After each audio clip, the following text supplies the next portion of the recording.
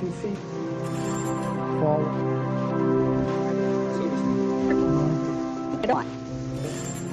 PC. Viewing. Forward. Right. So to speak. Right.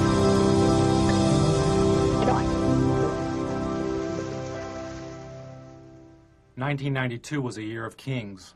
There was the LAPD beating of Rodney King, videotaped from an apartment balcony, and the hovering coverage of TV cameras and helicopters circling the city as the public rebelled.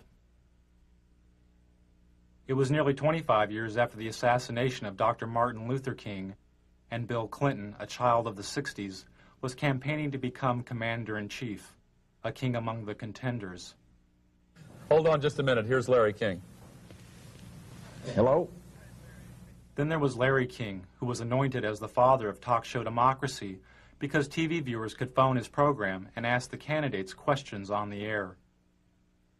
The viewer calls to King's show was seen as a seed of a future TV democracy in which citizens could vote for a candidate or pending legislation by picking up a special remote control and voting yes or no. Taking viewer calls on Larry King's show is TV evangelist Pat Robertson, whose organization, the Christian Coalition, seeks working control of the Republican Party by 1996. I'd like to ask Mr. Robertson two quick questions. One, what he thought about the Bush Quail commercials. Were they effective? Should they have had more family values on them? Also, how can you say you want a party of inclusion when you're so blatantly anti-gay? Behind the scenes and off the air, Robertson's media advisor tells Robertson how to turn around or spin the caller's question. You take the one sentence, turn it around, go to the other issue. Remember, you're answering the questions. Okay. You can talk about anything you want to. Well, I am moved. I want a kinder and gentler nation. This Bush campaign phrase was written by spin doctor and speechwriter Peggy Noonan. Because America is so infused by media that we are all spinning in a way. We're embellishing our story. Embellishment is okay. There's... What's not okay? Where does spin the begin? The disingenuous part, the calculating, this isn't the whole truth part. If he tries to corner you on Buchanan, do the same thing, slide off it. Go back to the inclusion. You gotta expand the party, and you gotta bring everybody together. You can't worry about the problems of 1992. You gotta look ahead to 96. Focus on the future. So to speak. PC. Forward. So to speak. Anyone with a home satellite TV system, like the ones you see in bars or in people's yards, could have picked up Robertson and his spin doctor chatting off-air. Dish owners are able to receive two types of TV. One is the regular TV programming you normally see on cable or the broadcast networks. Is that Helmstead still the next one? The other type of TV is the satellite feed, in this case the feed of George Bush and Larry King chatting during a commercial break. Kind of weird being seen around the world. Technology. It's amazing. I think Saddam Hussein is watching this very much.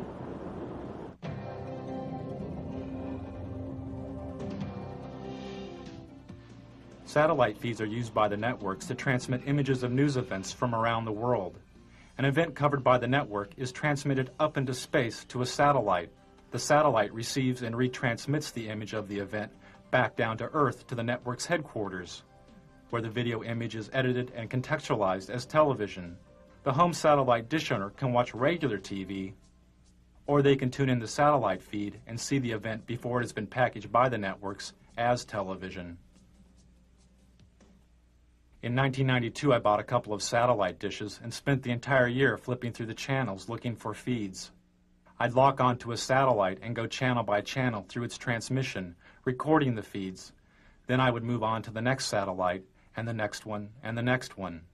By the end of the year, I'd recorded more than 500 hours of feeds. Don't put a lot of that garbage on it. What is this? Are we on the national Can we turn that off? I don't want to be on national television being discriminated on. We're just turning the camera away from him, so you can be made up. Some of the feed guests knew, and some didn't know, their images were being broadcast, unscrambled and visible, to over 3.5 million dish owners across North America.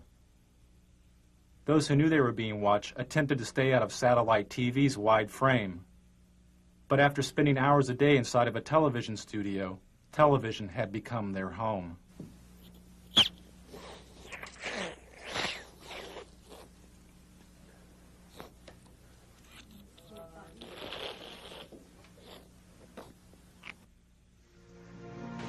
So to speak. PC. Forward. So to speak. Get on. PC. 1991 and 92 had been years of political extremes for George Bush. After the Gulf War in 1991, he had the highest approval rating of any president in modern history. But as the U.S. economy fell, so did Bush's ratings and his health. He and the First Lady Barbara Bush developed a thyroid condition known as Graves' disease. As Bush's ratings fell further, he decided to appear on Larry King's show. His appearance marked the first time a U.S. president had been on a call-in talk show in over 15 years. You feeling well, by the way? Yeah? Are you feeling well? You're good. You're lucky. I'm running still and played tennis yesterday. What is that disease you had? Crohn's, no, not Crohn's, just thyroid. I don't know what it's got in it. What are they? They drug treat it, right? Take a drug every single morning, little blue thing, Synthroid or something. And it wasn't hard. It's what the thyroid does to make your heart fibrillate. It's been very good. I took Halcyon for a long time after my heart surgery. Are you often that? I don't know that it's bad, Larry. It's the best sleeping pill in the world, but not daily. No, oh no. Okay. Now it's gotten such a bad rap. Halcyon had gotten such a bad rap that its product license in Britain was provisionally withdrawn. Some users of the drug complained of amnesia, anxiety, delusions, and hostility. When Bush started the election year, he was taking a sedative during a visit to Japan when he fainted and threw up on the Japanese Prime Minister. For Bush, the image of the event could have been devastating. News stories of Jimmy Carter's fainting created a symbol of a failed president. It haunted Carter throughout his campaign and helped Ronald Reagan reach the White House. The first minute of Bush's fainting episode and the reaction of the frightened dinner guest was not released by the networks and is not seen here. Only this footage after the initial fainting was made public. Newsweek magazine published a story about the event with photographs from the censored Bush fainting episode, but the photographs obscured the view of the president's face. All traces of Bush's nauseating performance would be cleaned up by the White House television crew. Even this mantle photo of Bush's face next to a white baby's blanket may have looked too much like his face in Barbara's white napkin in Japan.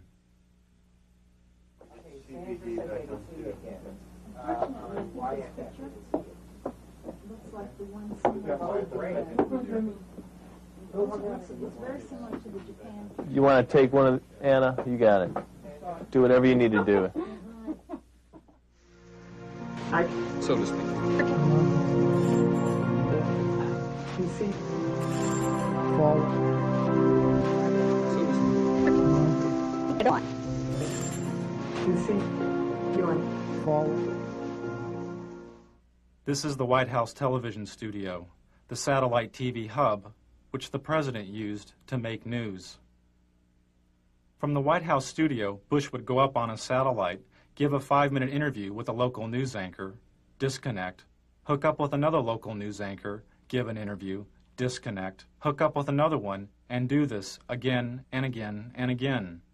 This type of satellite whistle-stop campaigning is called the satellite tour.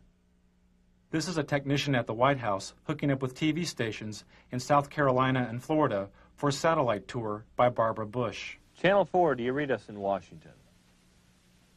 WYFF. Come in, come in. Remember that every single man, woman, and child in the state of South Carolina awakens to a freer, safer world because of George Bush. WIS, do you hear us in Washington? I would remind people that every single morning we all awaken to a safer, freer world because of George Bush. WCBD, do you hear us in Washington? And Nicole, I would remind you and the people of Florence that all of us awaken every single day to a freer, safer world because of George Bush. WCSC, do you read us in Washington? They themselves awaken every single day to a freer, safer world because of George Bush. Campaigning via the satellite tour allowed the candidates to cover long distances. But there was another major benefit. They could bypass the national TV networks. There was no need to feed through the TV network center and on to the local stations. The campaign was now the center and its own television network. This is great. I love these.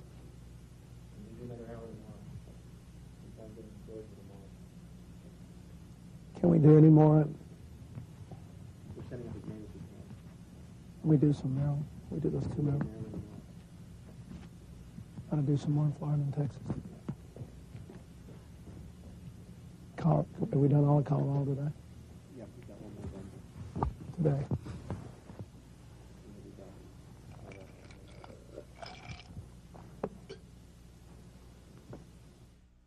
Another way the candidates made news was by creating their own TV news stories called the Video News Release. The Video News Release was given free of charge to local TV stations. Sent via satellite by the candidate, the Video News Release consisted of a campaign-produced TV news segment, complete with intro text for the local TV anchor to read, and a news story edited by the campaign. I feel I have the experience and leadership to take America in new directions. One new direction, Job Training 2000. Mr. Bush's plan to retrain blue-collar workers and the unemployed for new job opportunities. The country's 11 largest business organizations endorsed. Nearly all the major candidates placed a video news release on local television, and nearly half the local TV stations which aired the releases didn't report that they had been produced by the candidate. For instance, this story's reporter, Michael Caputo, wouldn't be identified as working for the Bush campaign. Primaries March 17th. In Washington, this is Michael Caputo reporting. The campaigns had to pay out of their own pockets to produce the satellite media tours and video news releases. But their best and cheapest way of making news was through the TV talk shows. And the candidate's talk show of choice was CNN's Larry King Live, which made the front page of the New York Times 57 times during the election year. Before Al Gore was famous, Tammy, on his book tour, he drove over to Mutual Network all by himself, came up in that great Crystal City elevator. I still remember the day I became famous. Yeah. When your column in USA Today came out. On that thing, that book. I always remember the card you sent me. For the networks, making news meant making profits, as the candidates made nearly 100 talk show appearances. Tell Bill if he'd do that thing in New York, it'd be terrific. He's so good at this. Clinton. Yeah. One of the problems with staying on a bus too long is the two of you guys are so good on media. Towards the end of the election, candidate appearances increased TV talk show ratings an average of 40%. You know what you ought to do? You ought to come out on the bus trip with us one day. We could do a joint interview from the bus. Larry King said the campaign ratings bonanza turned the election into a TV miniseries like Roots or The Thornbirds. We're out of time. You can invite us on the bus. Okay. We have plumb run out of time. Thanks for coming, Al. I'd like to invite you to come on the bus with us. 1992 was probably an historic first, as a major network's advertising revenues from its political coverage made more money than it cost to report the campaign. For CNN, the election was a watershed, as the network received its highest ratings since the Gulf War. But I want him to finish the thought here, because that's the one break we have to hit live.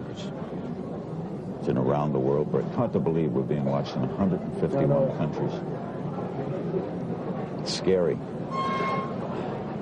I'm in Israel. I'm at the Wailing Wall. True story. Israel. Never been there before. I'm there with my brother. I'm Jewish. It's my culture. I'm standing there as an old rabbi, davening. He's praying. Old, a religious Jewish man. He looks up at me and he says, "What's with Perot?" Swear to God, what's with Perot? In Israel. I love it. It's crazy. Ted Turner changed the world. I'm a big fan of yours. Is he? He would serve you at that. You know what I mean? I'm really surprised. He's ready. What's he got left in life to gain? After you're elected, think about it. No dope. That's for sure. Great guy to work for, too.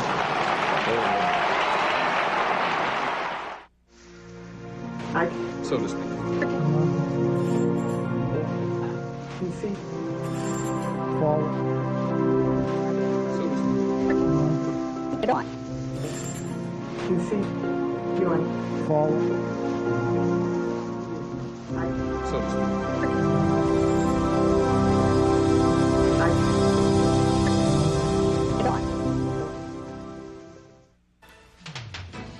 Amid continuing allegations of tabloid reports pointing to extramarital affairs, Arkansas Governor Bill Clinton is this noon campaigning across the South.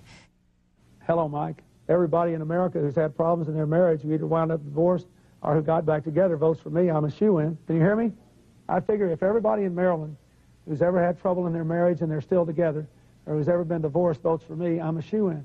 Hello? And you know, if every American couple who's either been divorced or had problems and stayed married votes for me, I'm a shoo-in for re-election. I think the American people are smarter than the pundits.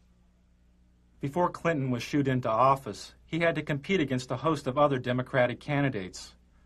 The media focused on 4 of these candidates, but Larry Agron was a 5th candidate the press did not report on. There's no makeup here? During the 1992 U.S. Conference of Mayors, the New York Times reported that, quote, dozens of mayors seem to agree on one thing. The single candidate who truly understands urban needs is Larry Agron, unquote. They promised to bring this stuff over. None of the networks mentioned Agron's presence at the convention. How about if I run over that Super Saver? One of Agron's staff had to run over to the Super Saver and buy some makeup because the network had broken its promise to provide it. This was typical of the media's treatment of Agron. When he appeared at this Democratic candidates forum, this Associated Press photo simply cropped Agron out of the frame. During the New Hampshire primary, the TV news reported the polling numbers of the top 5 Democratic candidates: Brown, Clinton, Harkin, Kerry, and Tsongas. When Agron moved into a 3-way tie with Harkin and Brown with 2% of the vote, most of the TV news didn't mention Agron. The day Bill Clinton captured what may have been the most valuable airtime of the entire election, as he spoke to 50 million viewers about his alleged affair, was the same day that a poll showed Agron's support at 4%. He had passed Brown and was the 5th leading candidate. When ABC's Sunday Evening News reported this poll, they simply deleted Agron entirely by not reporting his candidacy. During the New Hampshire primary, Agron's only live commercial TV appearance was through this satellite feed to ABC's Nightline. But the Nightline program wasn't directly about the election. When Agron complained to news executives about his lack of coverage, he was told he had not earned the right to media exposure because he had not received enough media exposure. And on stage, the 5 major contenders for the Democratic presidential nomination. Although Agron was on the ballot in nearly half the country, he was barred from most televised debates, including this one sponsored by the League of Women Voters. He couldn't meet one of the League's main criteria, which was, quote, recognition by the national media as a candidate meriting media attention, unquote. Good evening and welcome to the Democratic presidential candidates debate on urban America. Agron wanted to debate on urban America, calling for a 50% cut in defense spending and the reinvestment of some of that money into America's decaying cities. We are going to be coming to you, live from Lehman College, and you'll hear a bit of a disturbance in the background, but we'll go on with that in any case. The disturbance is Larry Agron, asking to be included in the debate so that he can explain his plans for defense cuts and urban revitalization. Bronxborough President Ferdinand Ferrer, and Mr. President, I suggest you wait for just a moment till the man is quieted or chooses to quiet down. All right, Agron was quickly arrested. His court date fell on the first day of the Democratic National Convention. During this campaign, but very little said about the problems facing America's cities. Tonight, we'll change all that. Without media exposure and the debates, Agron couldn't quickly receive federal campaign funds, and his candidacy lost momentum. You look all right on camera. What's that? You look all right. There's no hot spots. Really? Okay. Well, you just got a mustache that shows through here. Okay, why don't you go get some stuff, Mike? Oh, yeah. There we go. Campaign funds. The Democratic Party refused to include Agron in the debates or speak to the networks on his behalf. Agron talked about his exclusion, saying, "I've challenged my own party for its continuing complicity in Cold War thinking, Cold War rhetoric, and Cold War budgets." To restore order right now, there are 3,000 National Guardsmen on duty in the city of Los Angeles. Another 2,200 stand ready to provide immediate support. So to speak.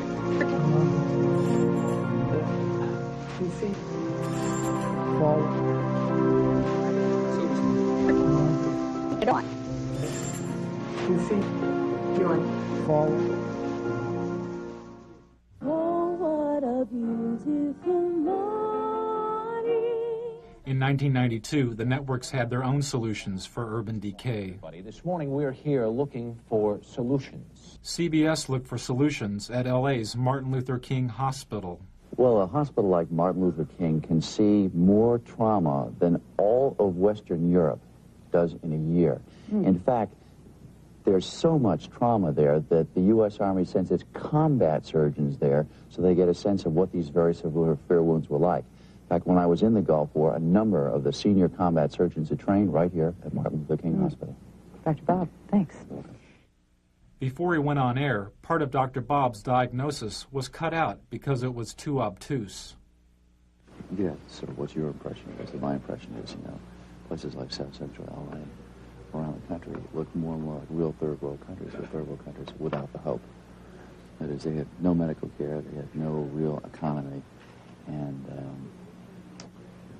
yet in a third world country, it's developing. There's some onward development, there's some vision for the future. Well, your impressions of the medical care are you talking about? I think that gets too obtuse. How about if I were to ask about the level of the trauma care here has always been considered superior, has it not, to other parts of the country?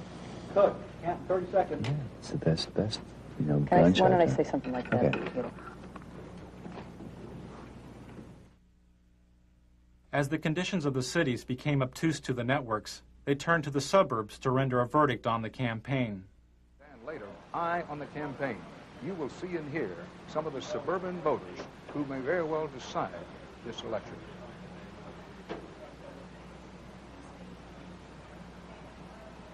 Back now live from St. Louis, there is news far beyond this city tonight.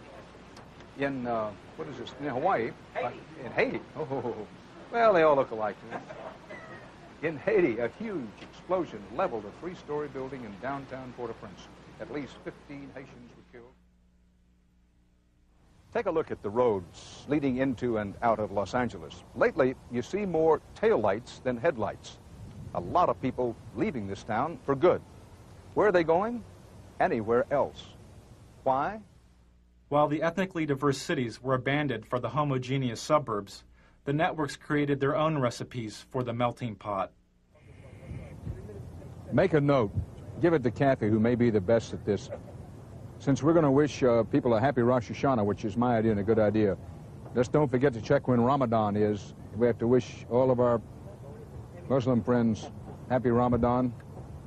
And then behind that, when you get to the Buddhist New Year, the year of the rat or the year of the monkey, whatever it is, we have to... got to be politically correct here, pal. After 4 Los Angeles police officers were found not guilty of assaulting Rodney King, the TV news moved away from the residents of L.A. and into the sky with 13 television-equipped helicopters. No justice, no peace. No justice, no peace. I'm sorry, we're still hung up in our court here. They're just marching up and down the streets, and they formed a big bulkhead here at the end of at the corner. The distant coverage in the sky was emulated on the ground by the scarce street reporters who tried to glide by without speaking to the protesters of the verdict. With the chants, no justice, no peace is what they're chanting. You can hear them now. We can still going here. Well, let's go. No justice, no justice, no peace. No justice, no peace. We ain't got nothing to say. There should never change, people. There should never been a change of venue. No justice. There should never been a change of venue. And as a result, this is what you have. This is what you have. There's not Crips down here. There's no Bloods down here. There's just concerned citizens down here that don't like the way the system is done. This is what we're talking about. Could you tell me, sir, could you tell me? Could you tell me? Okay, they're off. No justice. You did that, they cut us. Huh? They cut us when you did that. No justice, no peace. The voiceless scenes from South Central L.A., where nearly 50% of the children live in poverty, was contextualized by the $600,000 a year TV news anchors. As the looting goes on in a senseless fashion, people arguing for sanity on the one hand, simultaneous looting in a random fashion for things that people can't even use. 25 years ago, the media's coverage of the riots in the Watts area of Los Angeles was called racially divisive by the federally empowered Kerner Commission. The commission was formed in order to find the root causes of the urban violence of the late 1960s. It found that one cause was the massive economic collapse and poverty of the cities.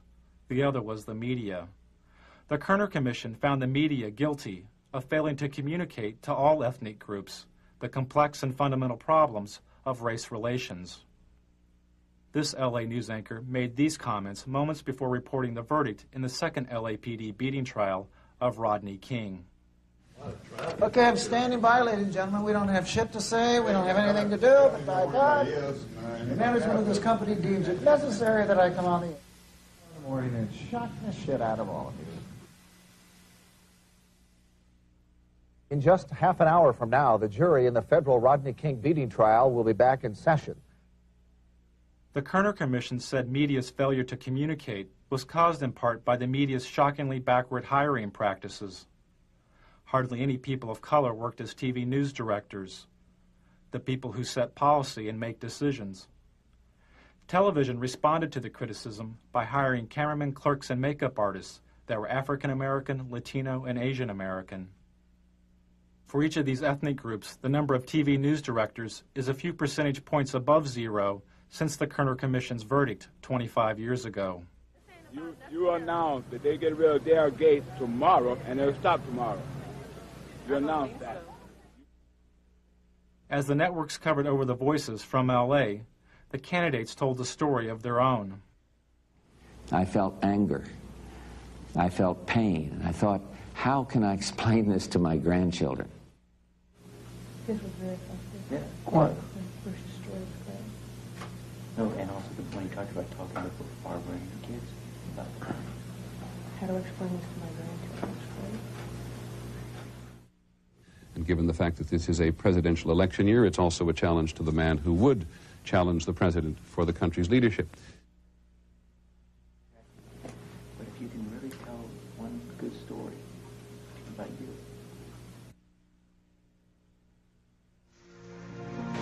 So to speak.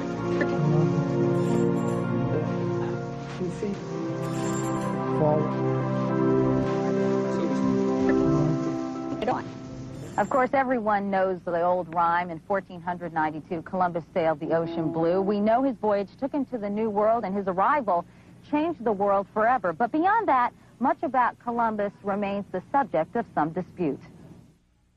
During the celebration of the 500th anniversary of Columbus's discovery of the Americas, the only satellite feed I found with a Native American guest was this feed to a local morning talk show. The guest is a historian and a member of the Cherokee Nation. You said he presided over the death of 250,000 people. No, that wasn't at his own hand. That was others who followed him and disease and that sort of thing. No, that he couldn't control. No, I'm talking about like his first 2 years here, 250,000. It's pretty well documented. He took his interpreters, he took his guides as slaves. He chopped off the hands of anyone over 14, any male over 14 who couldn't bring him gold. He took women as sex slaves for his men. Dr. Mattei, I want to thank you very much for coming by. Thanks for spending some time with us this morning on the Good Morning Show. You're welcome. That was brief. Okay. Hopefully painless, sir. The painful lessons of Columbus's past were never mentioned as the networks debated his legacy. Interesting debate. I'm not sure we've settled it this morning, but we appreciate trying. That's true. Thank you both. Thank you. And we'll be back with more of our special edition of Today on Governor's Island right after this.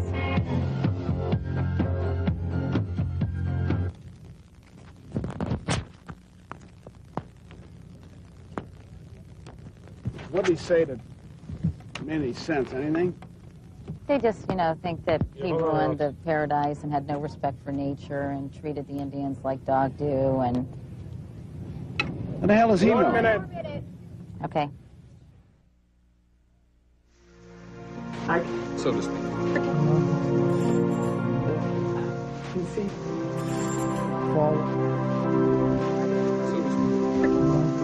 Get on.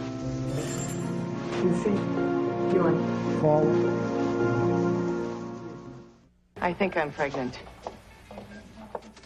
The woman on the screen is Murphy Brown, a fictional TV sitcom character. Doesn't help matters when primetime TV has Murphy Brown. He is talking about you. Epitomizes today's intelligent, highly paid... Vice President Dan Quayle blamed the LA riots on its citizens' lack of family values, instilled in part by the Murphy Brown TV character. He said it was not economic poverty, but rather a poverty of values promoted by the Brown character, which caused the burning of L.A. Highly paid professional woman, mocking the importance of fathers by bearing a child alone and calling it just another lifestyle choice. Politicizing sexuality was not new to Washington. I'm an executive producer. I'll just executive produce this baby. Sexual politics helped Ronald Reagan reach the White House and gave birth to the new religious right.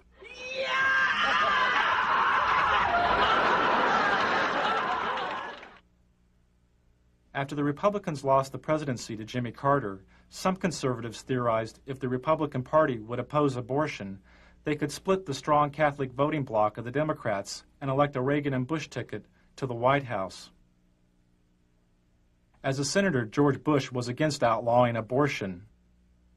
But as Reagan's vice presidential running mate, Bush changed his position and supported a ban on abortion. Well, you haven't given us any specificity about where you stand on it, Senator. In the past, particularly in the House of Representatives, you voted against federal funding for abortions, and that meant for poor women. In some circumstances. Well, tell us the circumstances, please. All right. The circumstances debated have involved rape and incest and life, where the life of the mother is in jeopardy. As a congressman, Al Gore voted against using federal funds for abortion. But as a vice presidential candidate, he changed his position and supported using federal funds for abortion as part of the Clinton health care plan. That's what freedom is all about. That's what tolerance is all about. That's what our country stands for. Well, I'm still confused. I'll try one more time. When you voted against federal funding for abortions, except under the three circumstances you outlined, had your vote carried the day, you would have imposed your belief on poor women in this country. There was no and there is no national health insurance program today. We do not have the kind of comprehensive coverage. After the abortion questions, Gore's media advisor tells him how to turn around or spin the A question. I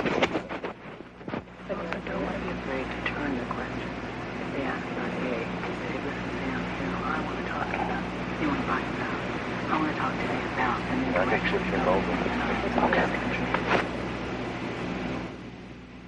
Okay.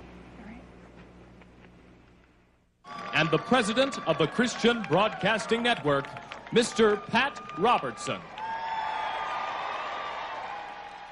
The 1992 Republican National Platform called for a complete ban on abortion.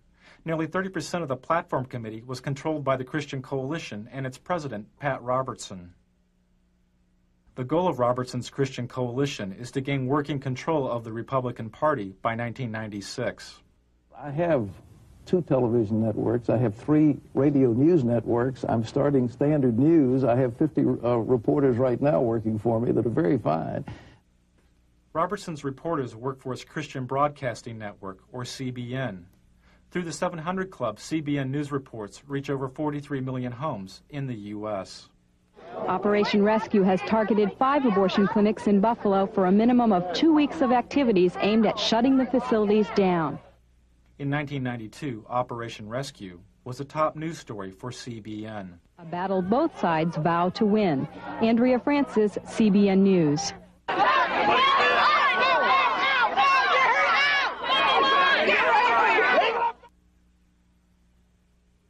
On the first day of the Republican National Convention, Operation Rescue broke through this line of clinic defenders and blockaded an abortion clinic near the convention site.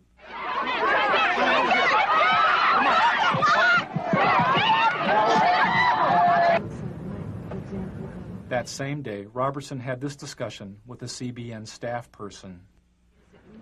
I have sent word to keep that Operation Rescue. I don't want one word on this program this week about Operation Rescue. Well, we're not. We're not. I don't want to cover it. I don't want to talk about it. And I want you to do it. That same morning, Republicans who supported women's right to choose an abortion held a rally in Houston led by Ann Stone. Ann Stone, that much rather. I mean, we felt like we should cover it as in Don't cover anything about the abortion debate any longer. It doesn't matter. They passed the platform. Yeah. You need to get cameras covering our rally, our God. Oh, we're there. We're going to be there. And does it start? And then you need cameras it's crunch shooting time for President George Bush or me sitting in the vice president's spot. Various things. You're going to be in the president's spot? Both. Both. Okay. 5 minutes before. But I believe in objective news. I believe in balanced news. I don't want to slant the news. I just want to tell it like it is. How many camera crews do we have 2 here. You get 2 reporters, and you stick those cameras in the face of anybody you want to, and start asking questions. Hey, Lou. Ask them tough questions. Let them know right now we haven't seen you. I mean, get out there. Don't even say who you're from. If he doesn't show, then we'll just go from there. What do you think is the president of Texas? You think this thing in Persian Gulf, there might be a military gimmick? You think that's election? I mean, you know what I'm saying? I mean, and camera right in their face. Senator, go up and ask you a question. Boom. We'll do. We'll do it. We think we want to play hardball. We play hardball. I'm not sure at that point there's going to go on. Televangelists play some of their hardest ball at the expense of the gay community by using the AIDS crisis. 52, 796. It was a squeaker, but we made it.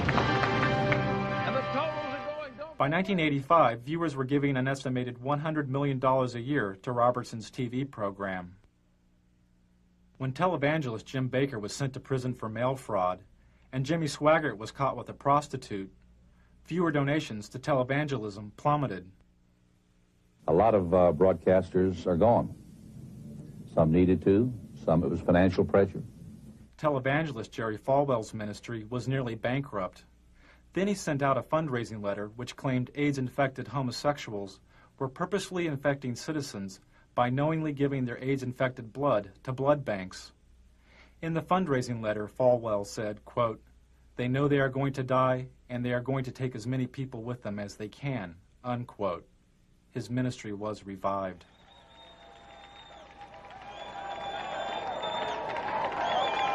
"75 years ago, a plague descended upon the world and covered the nations of Eastern Europe like a dark cloud. But ladies and gentlemen, a more benign but equally insidious plague has fastened itself upon the families of America." At the Republican National Convention, Robertson characterized communism and government bureaucracies as plagues, a thinly veiled reference to the AIDS crisis. Robertson supports the theory that gays have conspired with other supposedly subversive agents in order to undermine the nation. Ladies and gentlemen, the carrier of this plague is the Democrat Party. That Republican convention was one of the most hateful things. I'm a Republican, but I'll tell you what, Pat Robertson personally was one of the reasons why I voted against George Bush. Okay, now, Pat, he's saying you would not let a pro-choice person chair your party, or you would try to stop it. He just contradicted what I just said. I'm sitting here in this chair telling you something different, and he said I won't do. How does he know what I'll do?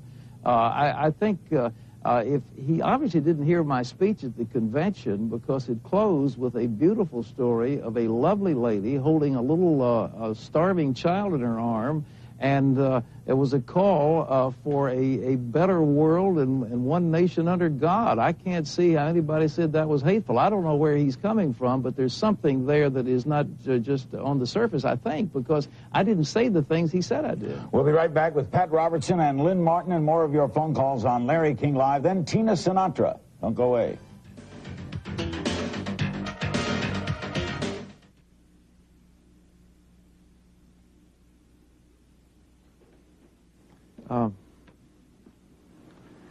That guy was on football.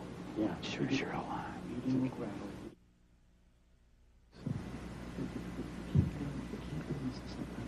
You take the one sentence, turn it around, completely erase. Remember, you're answering the question. Okay. You can talk about anything you want to.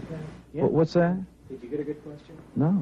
This last one is. The last one, I didn't get I said, who in the heck is screening these calls? I've had one person call him a bigot. I've had another person call him a zealot.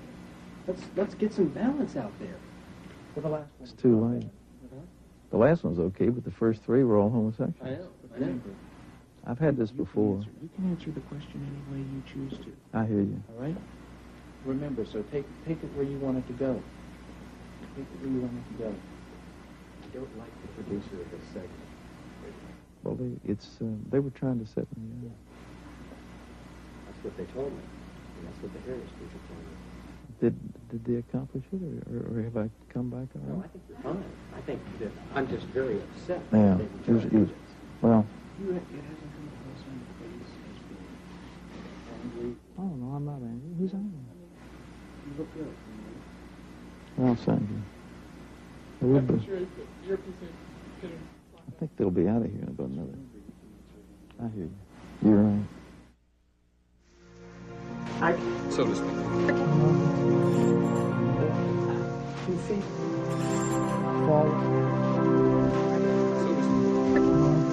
Get on. You see? You on? According to research and polls on the 1992 election, the information source which Americans valued more than TV news and TV talk shows was the presidential debates. And this would mean that there would be 4 televised presidential debates, more than ever held in any presidential election. And if Governor Clinton is serious about debating, he will accept this challenge, and he will instruct his campaign officials to meet promptly with my campaign officials to work out the details directly between the parties. Let's get it on. Bill, baby, let's do it. Get it on, as we say. Let's get up there and get it on, side by side. Sunday night, Mr. Bush is going to go on Larry King Live. So what I think is, Larry King ought to have us both on there and let the American people call their questions in. That's what we ought to do. Then we get the best of both worlds, one moderator and millions of questioners. I think it would really be a great thing. So I've asked our people to contact Larry King and see if we can arrange it. I'm ready to go. Let's get it on. Hi, Tom, can you hear me? Yeah. They've just confirmed both sides. They're meeting at 8 o'clock tonight. Okay. I think it's at Mickey's office. Malik, Teeter, Darman will attend for the president, and they have turned down Larry King, so I've rewritten my live lead. After Bush turned down Larry King's show as the site of the first presidential debate, the debate over who would be moderator of the debates continued, as seen in these satellite feeds recorded over a 10-day period. Al looks great. You saw where he proposed you as the moderator of the debates. Who? What didn't we? I think we did. Yeah. When Hope so. well, when he was going, when the president was going to be on I'd the be show. happy to be at it. That shocks me. I think David. I think if I'm on it, you'd get a very fair. Yeah, I do too. I'm the fairest person, I think. I'll let you know. Right on.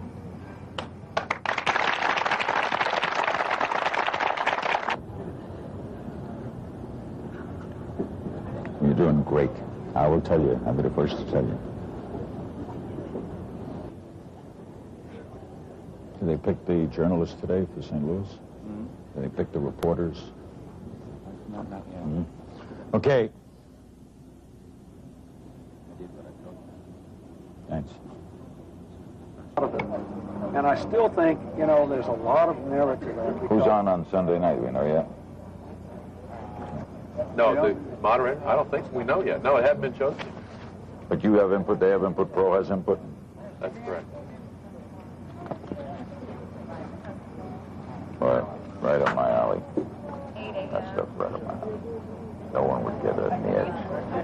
What's that? Be fair.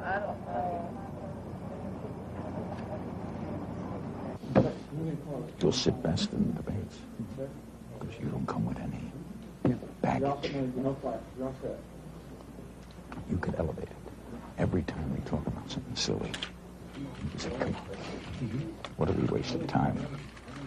To me, you sit very effective. You could have a great effect on this. Just let's go get it on. Get it on, so to speak. King was never chosen as a moderator of the debates. Good evening and welcome to the second of 3 presidential debates between the major candidates for President of the United States. So, President Bush, I think you said it earlier, let's get it on.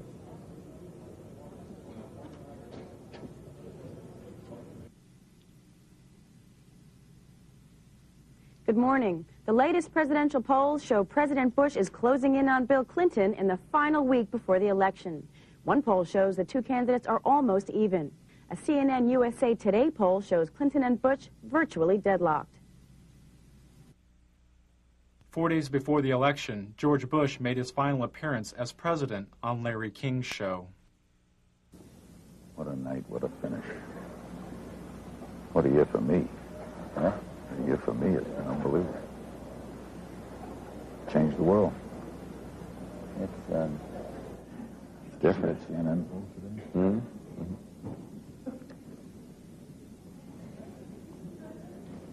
Unbelievable. Strangest year in the history of me. I hear you, Tom. Tell me about it. What? Tell me about it. Hold on. God, I got a darn cold. You got a cold? Fever. Some of my brothers in the drug business. Oh, the ones.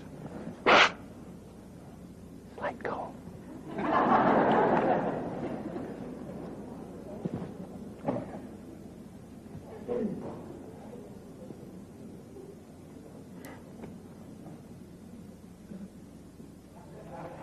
Thanks, Patrick. Right ahead, a historic evening. 90-minute special, Larry King Live, with the President of the United States and your phone calls. It's next from Racine, Wisconsin. Don't go away.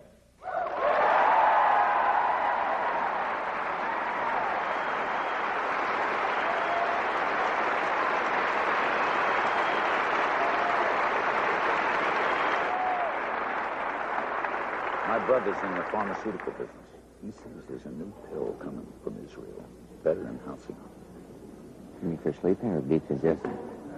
Great.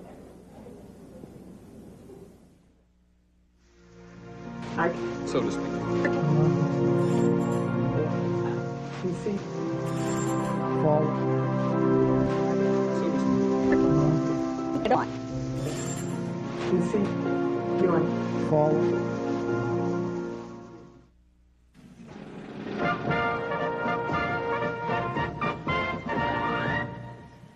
We're back. It's now shortly after 9 o'clock in the east. Polls are still open in the west, of course, in the mountain time zone as well.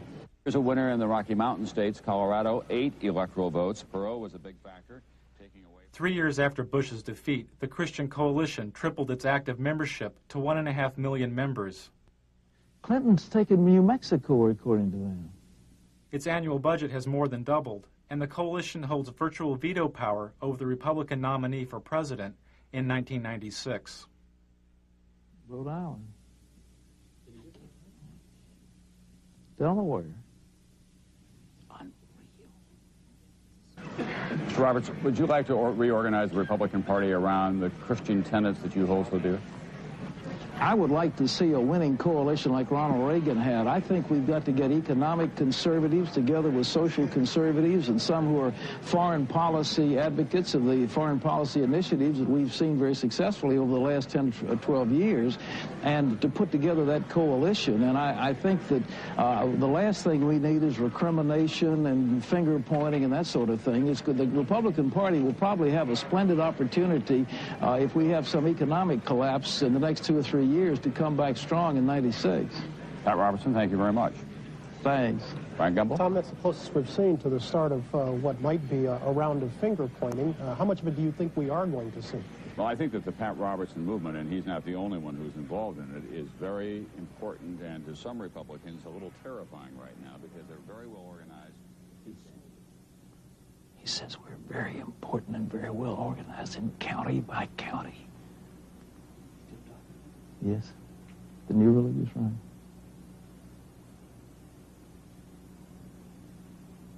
They'll organize out of sight of the conventional machinery and then go out and win.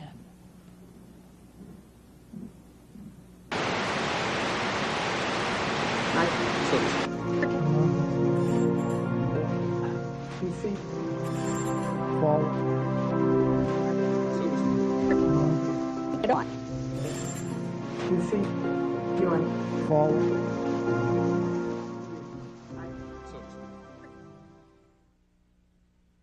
It was reported after the election that the Clinton White House uses the Department of Defense to intercept satellite TV feeds on a regular basis. This monitoring practice started during the 1992 election, as Al Gore's wife, Tipper, found out during the campaign. Everyone's watching on Little Rock.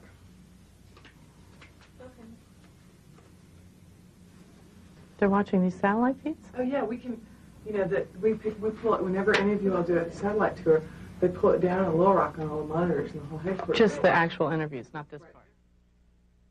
The Clinton campaign also intercepted the satellite feeds of the TV network news. Clinton strategists would watch the network's satellite feed of a network news story about Clinton. This would give the strategists the ability to respond to the story before it ever aired on regular network television. Clearly this goal is almost within reach. Clinton's trying to lift his sights beyond the attack politics. 4 years. Feeling that his goal is almost within reach, Clinton is now trying to lift his sights beyond the attack politics of the campaign. Clinton also monitored the satellite feeds of his opponents. According to the American Journalism Review, the Clinton campaign intercepted the satellite feed of a Bush commercial 36 hours before the commercial aired on network television. But here's what Clinton economics could mean to you. $1,088 more in taxes. $2,072 more in taxes. By intercepting the feed, Clinton strategists had the ability to respond to Bush's ad before the ad had ever aired. 4 years ago, he asked you to believe him. Read my lips. Now he's asking you to believe his attacks against Bill Clinton. I need to get the big banner on the PVC. I need to use it as a tool to flush out the Bush Quail sign, say abortion, right in the corner there. Do you copy it? This is a satellite feed of a Clinton rally. The person you just heard speaking was probably one of Clinton's security team standing near an open microphone on the stage. The instructions he was giving may have come from Clinton's staff in Little Rock, which regularly monitored the feeds of Clinton's rallies. Don't point. I know. And if somebody who ripped that Dodger sign out of it, somebody's going to go right in there, that copy?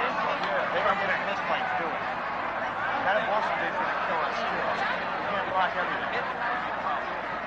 Little Rock would watch the satellite feed of the Clinton camera slowly panning the audience like a surveillance camera. If they saw a protester at the public event, Little Rock could call the rally site to alert security.